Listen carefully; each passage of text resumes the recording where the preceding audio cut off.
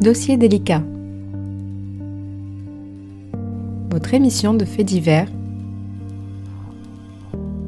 présentée par Guillaume L'Hôpital. Bonjour à toutes et à tous et bienvenue dans Dossier délicat. Aujourd'hui, je vais vous parler de l'affaire de Hautefeuille, dite également drame de Hautefeuille. Il s'agit d'un fait divers criminel survenu le 16 août 1870 lors d'une foire dans le village de Hautefeuille en Dordogne, lors duquel Alain de Monéis, un jeune notable des environs, a été frappé puis supplicié et enfin brûlé vif par la foule. Cette affaire se situe dans le contexte de la guerre de 1870 et des passions exacerbées qu'elle a provoquées dans la population de ce petit village. À la suite d'un simple malentendu, Alain de Monéis a en effet été pris pour un Prussien, ce qui a entraîné son lynchage. Le caractère barbare de l'événement a été encore amplifié par des rumeurs, à la suite de propos attribués au maire, sur des actes de cannibalisme qui auraient été commis par les villageois. Parmi les 21 accusés de cet assassinat, les 4 principaux responsables ont été condamnés à mort et un autre aux travaux forcés à perpétuité. L'affaire se déroule en août 1870, un mois après la déclaration de guerre à la Prusse par la France, le 15 juillet. Les premières informations de défaite sur le front de Lorraine, à Wissembourg, Forbach et Freischwiller, ont été annoncées les 5 et 6 août. Pour Alain Corbin, la décision du gouvernement de restreindre l'information à la suite de ces défaites a pour conséquence la propagation de rumeurs sur la présence d'espions prussiens dans les alentours et sur une collusion entre les nobles et les prêtres pour conspirer contre l'Empire et rétablir la monarchie. Ceci provoque l'inquiétude de l'opinion et même des mouvements de peur collective. Plusieurs incidents ont lieu. À quelques jours près, à Châtellerault, un employé des chemins de fer est molesté pour avoir été soupçonné d'être un espion à la solde de l'ennemi. Ces inquiétudes et ces rumeurs font partie des bruits qui se propagent dans le village et sur le foirail lors de la foire annuelle aux bestiaux de Hautefeuille. Cette manifestation, occasion de réunions et de négoces pour les habitants du village et des communes voisines, est en outre affectée par les conséquences de la sécheresse qui frappe la région cette année-là. Le contexte politique général vient en effet s'ajouter, en Dordogne, à une situation économique désastreuse pour les agriculteurs. À l'été 1870, cela fait plusieurs mois que la région souffre d'un manque de pluie, ainsi que des températures élevées qui nuisent au bétail et aux récoltes. Le 16 août, jour de la foire de Hautefeuille, où les ventes sont généralement bonnes, les affaires s'avèrent très mauvaises. Conjuguées avec les nouvelles de la guerre, cela contribue à entretenir un climat de tension. Il fait particulièrement chaud et une partie des paysans et artisans présents à la foire consomment de l'alcool, à mesure que la journée avance. Piquettes au genièvre, vin de noix, pinot ou encore absinthe. La victime, Alain Romuald de Monéis d'Ordières, est le fils d'Amédée de Monéis, ancien maire de Baussac. Il gère le domaine du château de Brétange, situé entre Hautefeuille et Baussac. Célibataire, âgé de 32 ans, il a été, du fait de sa constitution physique, exempté des obligations militaires et par conséquent de la conscription qui survient en 1870 à la suite de la menace prussienne. Cependant, ayant manifesté le désir de s'engager pour son pays, il a fait lever cette immunité et prévoit de partir bientôt pour le front de Lorraine. Il est membre du conseil municipal de Baussac depuis 1865 et premier adjoint de la commune. Sa famille possède 80 hectares de terre à Hautefeuille. C'est au titre de gérant du domaine qu'il se rend à la foire de Hautefeuille le 16 août 1870. Les principaux responsables du drame, désignés comme tels par la justice, sont des habitants de Hautefeuille et des villages voisins venus à la foire. Il s'agit de François Chambord, 33 ans, maréchal ferrant à Pouvrières, localité de la commune de Soufrignac en Charente, située à 9 km de Baussac. Considéré comme le meneur du groupe, il ne connaissait pas personnellement la victime, ce qui est aussi le cas des autres principaux agresseurs. Léonard, dit Piarouti, 53 ans, chiffonnier à Nontrenon. Pierre Buisson, dit Arnaud ou Lirou, 33 ans, cultivateur. François Mazière, dit Sioux, 29 ans, métayer. Les frères Étienne et Jean Campeau, agriculteurs à Mainzac. Ceux qui tentent de protéger et de défendre Alain de Monéis sont l'abbé Victor Saint-Pasteur, curé de Hautefeuille, Philippe Dubois, sieur de Long de Hautefeuille, Georges Mathieu, artisan de Bossac et neveu de Bernard Mathieu, maire de Hautefeuille, Pascal, le domestique du château de Brétange. L'affaire débute par un incident dont le protagoniste est Camille de Maillard de la Faille, cousin de Alain de Monéis, âgé de 26 ans, fils du maire de Bossac et connu pour ses positions légitimistes. Il est la victime d'un premier malentendu, sans conséquence pour sa personne, mais dont la réputation touche par la suite Alain de Monéis. Après avoir lu les dépêches sur la bataille de Reichstaffen, Maillard annonce que l'armée française est obligée de reculer. Il est alors pris à partie par des paysans et accusé de colporter de fausses nouvelles, d'être à la solde des Prussiens enfin. Tentant d'expliquer et de clarifier ses propos, il est alors accusé d'avoir crié « Vive la République !». Les esprits s'échauffant, des mouvements d'hostilité à son encontre deviennent de plus en plus vifs. Il réussit toutefois à prendre la fuite grâce à l'intervention de son métayer. Lors du procès, l'un des meurtriers d'Alain de Monéis, François Mazière, expliquera que quelques jours auparavant, le 9 août, pendant une foire à Charras, il a entendu Maillard déclarer « L'empereur est perdu, il n'a plus de cartouches » et regrettera que ce jour-là, indigné par ses propos, il n'ait pu lui faire son affaire. Alain de Monéis arrive sur les lieux de la foire de Hautefeuille vers 2 heures de l'après-midi, après la fuite de Camille de Maillard. Peu après son arrivée à la foire, Monéis voit s'approcher des paysans armés de bâtons. S'enquérant de la situation, il apprend d'un colporteur nommé Bretenoux et surnommé le Mexicain, car il a participé à la campagne du Mexique, que son cousin Camille de Maillard a crié « À bas Napoléon, vive la République !» Refusant de croire les propos de Bretenoux, Monéis accompagne le paysan sur le lieu de l'incident afin de vérifier si d'autres témoins confirment les faits. Parmi ceux-ci se trouvent le Cussou, Pinard, Mazière, les frères Campeau et Buisson, qui, tous, confirment les dires de Bretenoux. Le groupe se rassemble alors autour de Alain de Monéis, qui continue de défendre son cousin.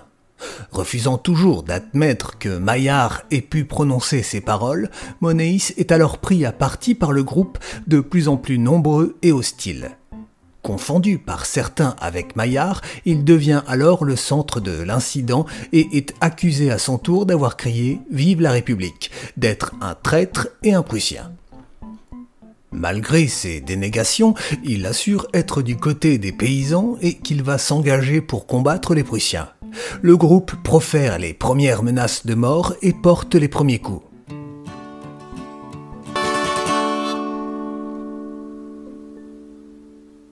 Malgré les tentatives pour dissiper le malentendu et démontrer sa bonne foi, Alain de Monéis se retrouve entouré par les paysans de plus en plus hargneux. L'un d'eux, Buisson, crie « C'est un Prussien, il faut le pendre, il faut le brûler ». Les frères Campeau portent les premiers coups. C'est l'acte qui précipite le déclenchement de l'agression collective. Se protégeant des coups, criant « Vive l'empereur » afin de calmer l'assemblée, Alain de Monéis se trouve vite débordé et malmené. L'abbé Saint-Pasteur, curé de Hautefeuille, intervient, un pistolet à la main pour le secourir. Mais, face à la détermination des agresseurs et sentant que lui-même va être exposé à la fureur grandissante du groupe, il se réfugie dans le presbytère. Il tente une diversion en proposant aux paysans de l'accompagner pour boire à la santé de l'empereur, ce qu'une partie d'entre eux accepte de faire. Interviennent alors Philippe Dubois et Georges Mathieu, le neveu du maire du village, qui tentent de soustraire Monéis aux assauts répétés des paysans. Eux aussi submergés par la multitude, ils ne réussissent pas à mettre à l'abri le noble déjà atteint par des coups de sabot, de bâton et d'aiguillon. Ils veulent le faire entrer dans la maison du maire, Bernard Mathieu, mais ce dernier en interdit l'entrée de peur que les forcenés y fassent irruption et brisent sa vaisselle. Les protecteurs, à leur tour, ne peuvent s'interposer plus longtemps face au groupe. Mazières et Buisson s'emparent ensuite de la victime et le livrent à nouveau à la furie des paysans rassasiés du vin offert par le curé. Le groupe, sous la direction de Chambord, projette un premier temps d'amener Monéis aux autorités, mais face à la passivité du maire du village, les paysans décident de le pendre à un cerisier. L'historien Alain Corbin souligne que l'absence d'autorité du maire à cet instant permet à Chambord de devenir le chef de l'entreprise punitive. Celui-ci va jusqu'à se prétendre membre du conseil municipal de Haute-Faille, ce qui l'autorise à prendre des initiatives. La tentative de pendaison échoue du fait de la fragilité des branches de l'arbre. Il est décidé de le battre à mort. Dès lors, l'intention de faire durer le supplice avant la mise à mort d'Alain de Monéis est effective. Chambord harangue le groupe. Avant de faire périr le Prussien, il faut le faire souffrir. Les tortionnaires ménagent des moments de répit à la victime avant de revenir à la charge. Il est traîné dans le local qui sert d'atelier au maire, qui est aussi maréchal ferrant. Les assaillants l'attachent fortement avec des sangles sur le travail affairé, tandis qu'il est violemment frappé au visage et aux jambes à coups de sabots et de bâtons par Bouillet dit Déjeunat. Corbin indique que peu d'éléments sur cet épisode ont pu ressortir des interrogatoires et des témoignages. Se rendant à la foire pour rejoindre son maître, Pascal, le serviteur des Monéis, alerté par les cris et prévenu par Georges Mathieu et Dubois, accourt pour délivrer Alain de Monéis de l'atelier, profitant de l'absence temporaire des assaillants. Le retour du groupe fait cependant échouer la nouvelle tentative de secours. À nouveau battu, Monéis est alors atteint à la tête par un coup très violent que Piarouti lui assène avec sa balance accrochée et que certains témoins croient mortel. Sur l'insistance des protecteurs de la victime, le maire propose de le faire entrer dans son étable à moutons. Alain de Monéis est mis à l'abri et soigné par Dubois. L'acte d'accusation mentionne qu'à cet instant, il se crut cependant sauvé. Il voulait qu'on achetât une barrique de vin pour faire donner à boire à ceux qui le poursuivaient. Mais la pression extérieure du groupe, menée par Chambord, finit par avoir raison de la porte qui cède au moment où Monéis, sur les conseils de Dubois, essaye d'échanger ses vêtements pour une blouse pour tenter de fuir en passant inaperçu. Les frères Campeau se saisissent de la victime et la livrent aux paysans, dont la violence atteint son paroxysme. Selon des témoins, la tête d'Alain de Monéis est comme un globe de sang. Il est porté vers le foirail, mais Dubois tente de le faire entrer dans l'auberge. L'aubergiste ferme la porte sur la cheville de la victime qui commence à entrer et qui s'effondre sous la douleur. Il est considéré comme mort, mais dans un sursaut inattendu, les témoins le voient se relever de lui-même, se diriger vers une grange pour prendre un pieu et le pointer vers le groupe des forcenés. Jean Campeau réussit sans difficulté à désarmer Monéis et retourner le pieu contre la victime qui se traîne sous une charrette. Aussitôt Monéis extirpé, Pierre Buisson lui porte, avec le pieu, un coup à la nuque qui, pour les témoins, est le coup mortel. Dès cet instant, selon toute vraisemblance, c'est sur un moribond, voire un cadavre, que la foule s'acharne, chacun voulant participer à la curée qui dure environ 10 minutes. Corbin indique qu'à part le crochet de Piarouti et une fourche, aucune arme tranchante, ni couteau ni hache, n'a été utilisée. Après les coups portés sur la dépouille, Mazières et Jean Campeau prennent chacun une jambe de la victime dans l'intention de l'écarteler, mais ils ne réussissent qu'à le déchausser. Ayant chacun empoigné une jambe d'Alain de Monéis, Mazières et Campeau le traînent en direction d'une ancienne mare, que les habitants nomment le lac desséché, et où il est de coutume de fêter la Saint-Jean. Ils sont suivis par le cortège formé par les paysans et le maire vêtu de son écharpe. Alcide Duzolier, ami d'enfance d'Alain de Monéis et qui s'est rendu sur les lieux le lendemain, a évoqué ce moment dans un texte de 1874. On le traînait par les jambes à travers les ruelles du bourg, sa tête sanglante sonnait sur les cailloux, son corps déchiré sautait de droite et de gauche. Vive l'empereur, vive l'empereur. Arrivés sur les lieux, les bourreaux jettent le corps de Monéis dans la mare asséchée.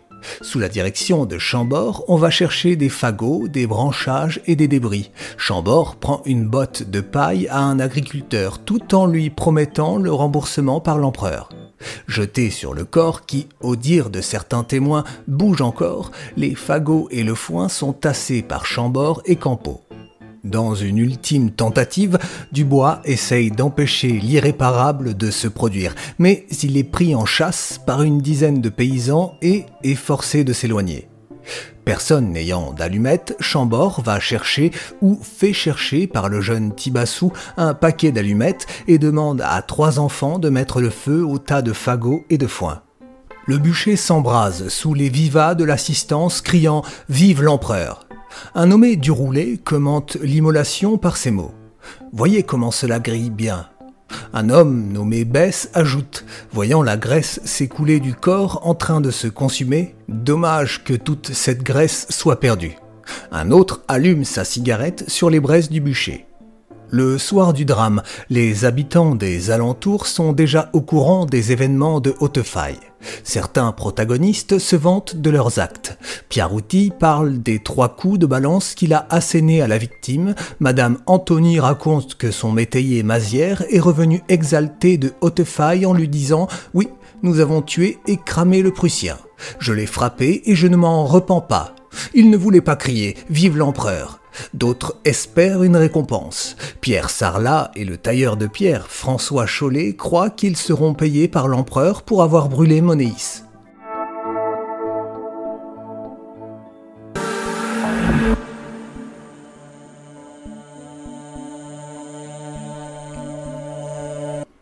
Deux jours après les faits, la presse régionale se fait l'écho du drame. Le Charentais du 18 août, puis le non-trôné du 20 parlent d'actes de sauvagerie, de barbarie, le non-trôné utilisant le terme de cannibale pour qualifier les paysans.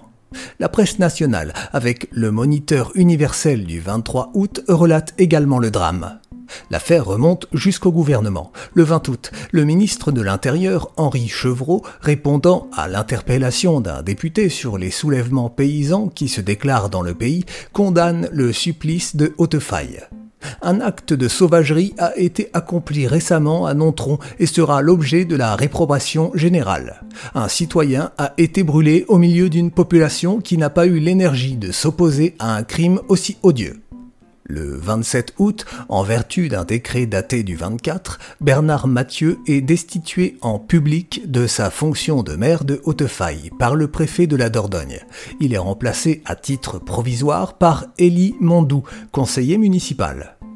Un nouveau palier dans l'opprobre sur le village est atteint quand, à la chute de l'empereur, Alcide Duzolier, devenu sous-préfet républicain de la Dordogne, voyant dans ce village un foyer de rébellion bonapartiste, conseille au préfet de rayer Haute-Faille de la carte en effaçant son nom et en l'annexant comme arrondissement à Nontron.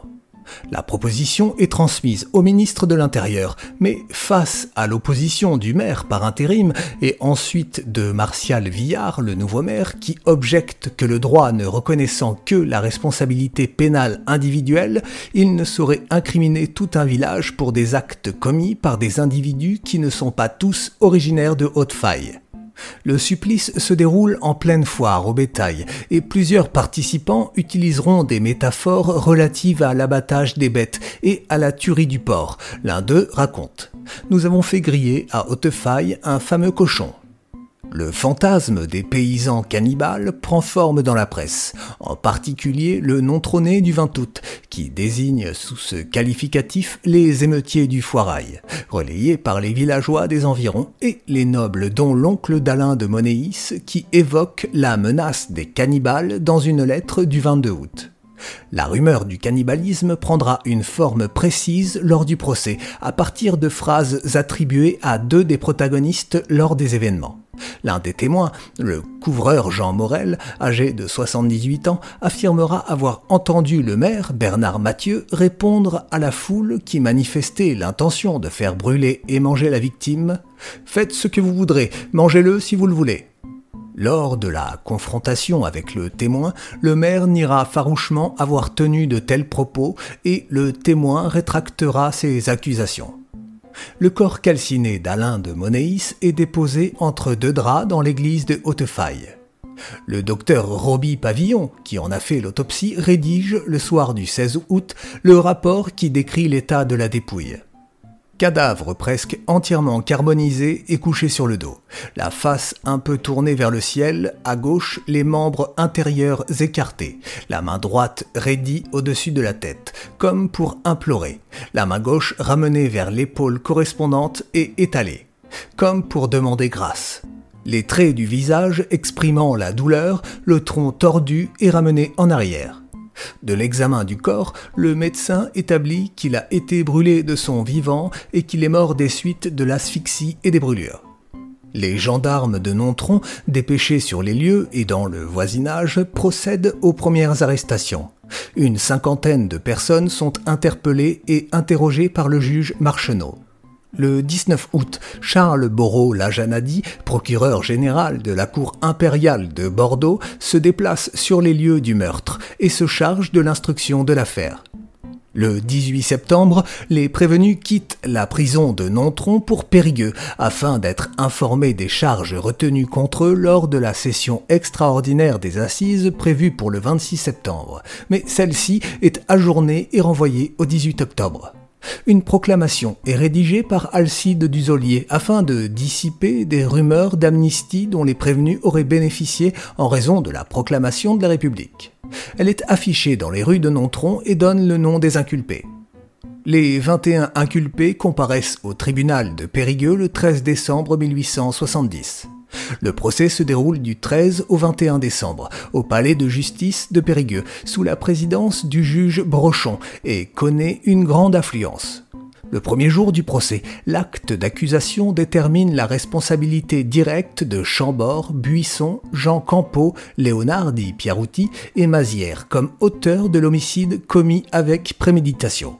Les autres accusés, dont Étienne, le frère de Jean Campeau, sont jugés pour complicité pour avoir aidé les auteurs du meurtre, donné des coups ou pour les avoir encouragés. Les jours suivants, jusqu'au 17 décembre, sont consacrés à l'audition des témoins, l'un des témoignages les plus importants étant celui de l'ancien maire Bernard Mathieu. Le 21 décembre, après délibération du jury, la Cour condamne Chambord, Buisson, Pierrouty et Mazières à la peine de mort. La justice ordonne que l'exécution se déroule sur la place publique de Hautefaille. Jean Campeau bénéficie d'une erreur du jury. Les circonstances atténuantes furent acquises à 6 voix au lieu de 7. Et se voit condamné à une peine de travaux forcés à perpétuité au bagne de Nouvelle-Calédonie. Les autres accusés sont condamnés, pour les plus lourdes peines, à 8 ans de travaux forcés et, pour les plus légères, à 1 an de prison.